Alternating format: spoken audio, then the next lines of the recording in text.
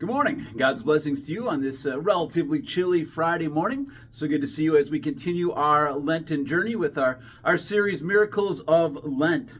The recommended reading for today, two of them actually. One is from Genesis 3, verses 16 to 19, and then Ephesians chapter 5, verses 22 to 27. And our verse for today comes from Genesis chapter 2, verse 22. It says, "The rib the Lord had taken from the man, he made into a woman, and brought her to the man." The title is Divided to Unite. Most people understand the concept. If it ain't broke, don't fix it. However, something in our nature makes this difficult to follow. Too often we think that we can improve upon something that's already working quite well. It's different when God's at work. He made a perfect man, but it still wasn't satisfied. So he took Adam apart and built a woman out of the man's flesh. Like Adam, Eve was perfect. She, however, wasn't made to be autonomous, for God had divided the man in order to unite him with his wife as one flesh. Sin destroyed the full intimacy of their union. God didn't need to curse their relationship. Their own faults were enough to cause strife that we've inherited. Men either refuse the headship God gives them, or else abuse their authority. Women forsake the contentment and fulfillment that God intended in home and family, and desire that which God hasn't given them.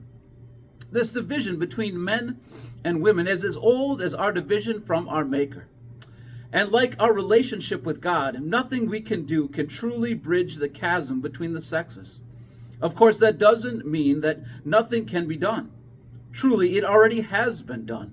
For the same perfect life and agonizing death that restored us to God's favor also becomes our power in holding, repairing, and restoring life as husbands and wife. You know, when God created Adam and Eve, right, the two were to become one flesh. I mean, so no longer were there two, but there was one. Obviously, sin broke that union, as both now man and woman in a marriage are sinful. That means there's going to be strife, there's going to be tribulations, there's going to be problems.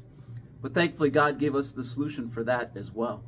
The most important thing that any couple can do, any relationship can do and have, is that of forgiveness.